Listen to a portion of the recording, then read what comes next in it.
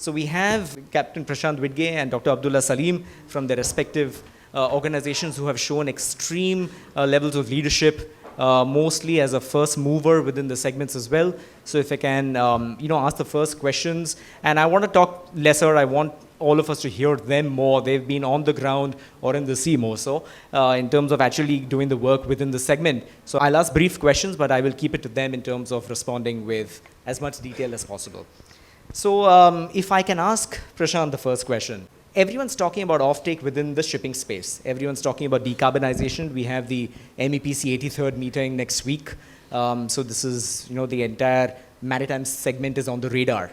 When it comes to Maersk as a global shipping company, we'll come to India in a moment, but as a global shipping company, where do you see options both for a voluntary decarbonization for Maersk as a shipping entity, as well as for Maersk within India as a large proponent within the shipping space to decarbonize? So if you can tell us a little about what Maersk is doing and where you see your position both globally as well as in India, please. Thank you, Arjun, and good to be here. I think, all of us in the room, and we've had a few great conversations, including a fireside chat to kick it off, right? Transportation sector is the second most carbon intensive sector, right? Bringing in 10% of greenhouse gas emissions to the table. Shipping within that is 3%, and as Maersk, a company that's in 120 countries, 100,000 employees, and really driving leadership for us was being a part of the problem. You got to be a part of the solution. We own and operate 700 vessels across the globe. And back in 2018, we set ourselves a 2050 net zero target, only to realize that that was already too late in the future. And that's why we anticipated that to 2040. So we have an ambition to be net zero by 2040. And we are the first in shipping to actually be having SBTi validated targets, near-term targets, including what we should achieve then by 2030, right? And that's what we hold ourselves accountable to our customers and the ecosystem stakeholders. Now, with that said, as Maersk, we clearly knew that the era of single fuel, which was the fossil fuel, right, has ended. We are agnostic of fuels while we have methanol dual fuel vessels, the first one that we brought into the waters, and what's more important is not just about being first, right? You can be a leader. What's more important is to have the followership. And today we have over 200 vessels out on orders. Maersk has 13 vessels in the water. We have 12 more by the end of next decade, by the end of next year that we will have. So 25 vessels by the end of 26. And we have another 50 to 60 vessels. And by virtue of saying that the single fuel era is over, we are actually also looking at biomethane. What's important for us is to be making sure that we can not emit greenhouse gases from our vessels, right? And whether that's going to be with methanol, which we embraced first up because the technology was available and we didn't want to wait until we had a silver bullet, right? And there is no silver bullet, and we know that not just from shipping, but several other sectors, right? So that's basically how we see it. And in that respect, I think it's with Arjun mentioning about MEPC and regulations, that is a challenge at the moment, right? And we'll talk more about regulations, but what IMO is doing as we speak, this week with the intersessional working group, and over the weekend I travel as well, and we are there for the MEPC. That's basically, it's going to be a watershed moment in terms of global regulation, which is the clear bottleneck at the moment between bridging the price gap, and we'll speak more about that, but yeah, thanks. Prashant, if I can stay with you for another question before I move to Dr. Abdulla. Maersk, of course, plays a dual role in the space, right? You're both a container shipping major globally, of course, and you're a large consumer of shipping fuel yourselves. And how ready do you think is the Indian ecosystem from two perspectives? One, from offering the supply chain and the supply, essentially, of green shipping fuel to ships that you operate, and the second as a bunker within the entire global space. And then I'll move to Dr. Abdulla, for the similar questions. To the first question about the global demand, right? With these 200 vessels that are going to be out, by the end of this decade, there's going to be 30 million metric tons of green methanol alone that is going to be needed, right? 5 million of that is something that we as Maersk need. And more importantly, we see that the supply is falling behind, right, and significantly, and then there's a huge price gap, right? The green methanol today is 3 to 4 times more expensive than fossil, and that's something which our customers in turn are not willing to pay. So that's basically the chicken and egg situation, and that's why regulations need to come in, and we'll speak about that in a bit. In terms of India, from our global analysis, India is one of the top nations to actually get a meaningful market share in the green fuel ecosystem. And we are very bullish about that. There's huge leadership, there's huge focus in the nation on RE, 500 gigawatts by the end of the decade, great. There's 5 million metric tons of green hydrogen, exactly the ingredient we need, and there's biomass. And these are the ingredients that actually are needed for green methanol, right? So we are very, very bullish about that. The Ministry of Port Shipping Waterways has been, through its Maritime India vision, Maritime Amritkal vision, clearly having a lot of those things. Related to Green Bunkering Hub, I have my good industry colleague here, and Deen Dayal Port has basically, authority has basically taken leadership here, right? Which we very much commend, and which is what we are then looking at partnering further, because we're going to be the off-takers, we need the suppliers, but then the bunkering hubs that are coming up here are going to be very strategically located into a bigger ecosystem which propels the shipping hubs, right? So I'll let you pass it on to Dr. Abdulla to take it further. Thank you, Prashant. Dr. Abdulla, you're the chief advisor to the chairman, Mr. S.K. Singh at Deen Dayal Port Authority in Kandla. You've been making some pioneering moves in terms of biomethanol bunkering. You've been making some fantastic movements, let's say, leadership movements in terms of readying yourselves as a bunkering major within the entire shipping corridors of the world, putting India on pretty much on the grid. Could you tell the audience a little in terms of what the Port of Kandla is doing to showcase this leadership within the methanol bunkering space, and also in terms of procuring green hydrogen at scale and at an attractive cost? Those are 3 different subjects. Good afternoon, ladies and gentlemen. My name is Dr. Abdulla Saleem.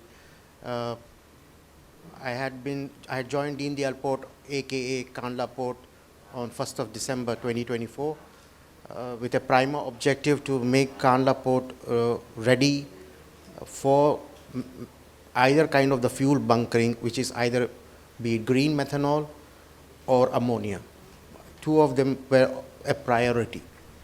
Now, as you've seen earlier in the day, the discussions which were taking place regarding the FIDs and skepticism whether these projects will go ahead, downsizing. Those were the scenarios when I joined in. Today, as Deen Dayal Port, 4 months down the line, have already, under the leadership of Sushil Kumar Singh, have already established a green hydrogen pilot project, which is currently producing around daily close to 18 kilograms per hour.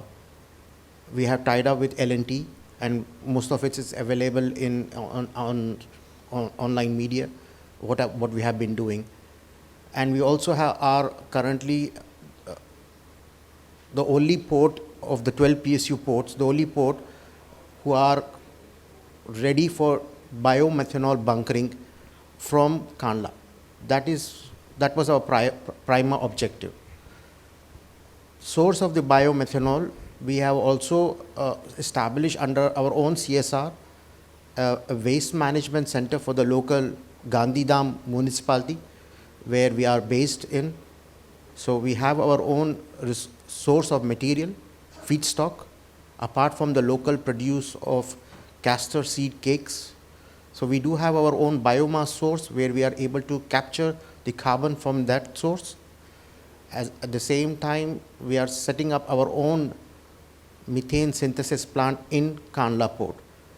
Our targets, by the end of the year 2025, we will be having a production capacity of 60,000 tons by end of this year, and by next year we will be close to around 1 million tons. So that will be a bigger number in terms of where we will be in terms of methanol.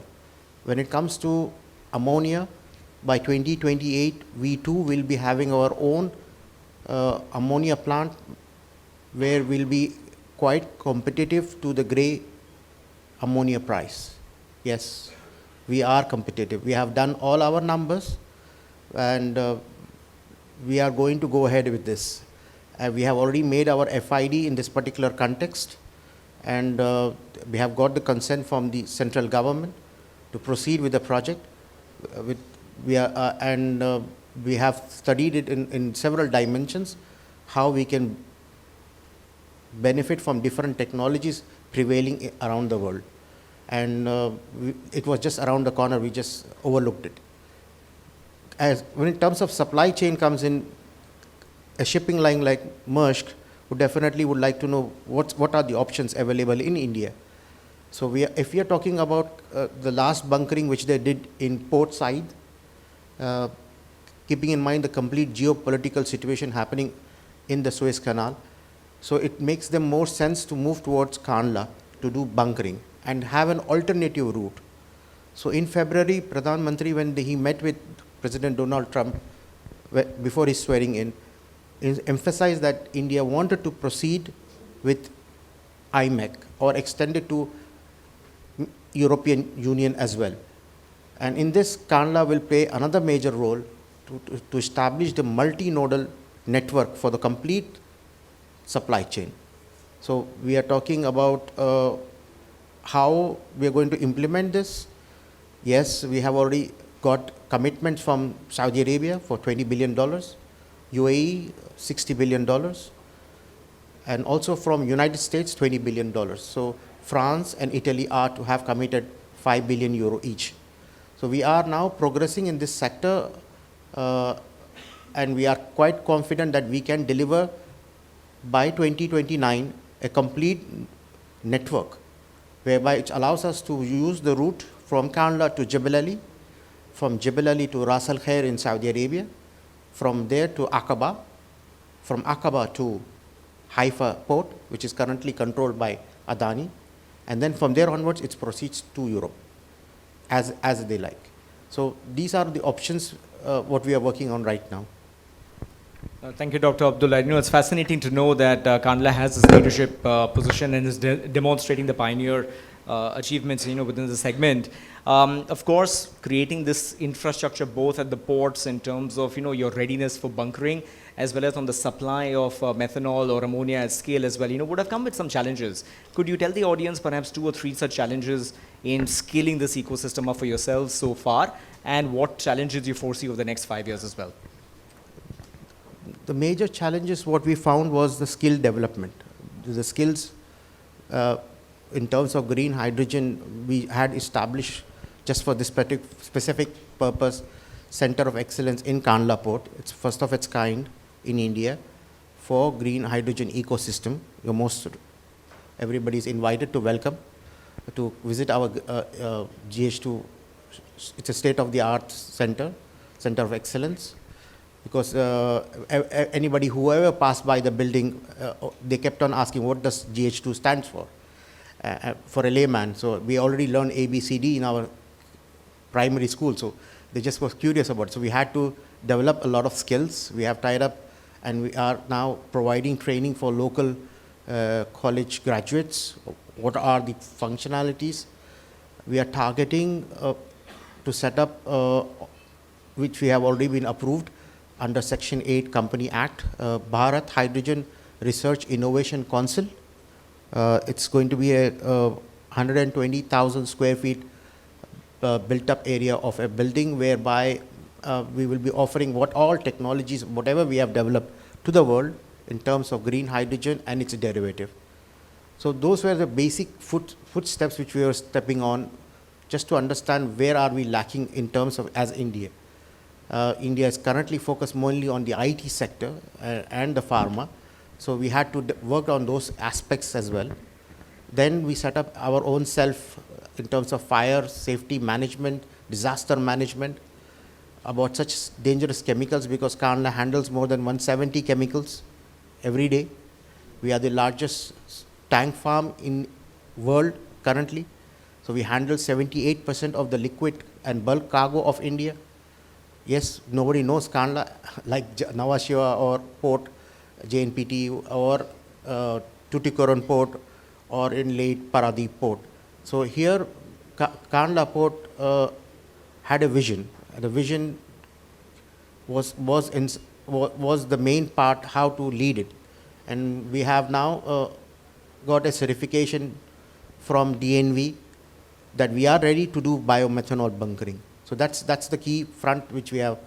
So we are putting India on the grid where India never existed in the very first place.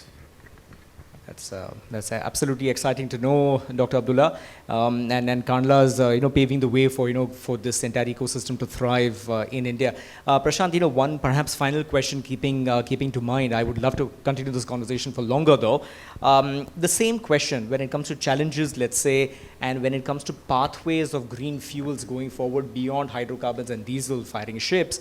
People are talking about moving to LNG, to biofuels, to methanol, to ammonia because of the challenges in handling at sea, handling these particular fuels as shipping fuel at sea. Where do you see this pathway for yourself, and which are perhaps low-hanging fruit for you when it comes to moving from hydrocarbons into zero-carbon fuel? Well, I think the low-hanging fruits have been exhausted. Methanol was the one because the technology was available back in 2020, and that's why we deployed it. The single largest challenge for maritime shipping today is regulation. There is not a regulation which has to be on a global mandatory framework with the UN agency, IMO, and that is what we are looking forward to. There's work happening and advocacy in that regard quite significantly. We are, the ambition there is to basically bridge the gap between fossil and green. And as I said before, the gap between 3 to 4 times the fuel versus what fossil is today available, right?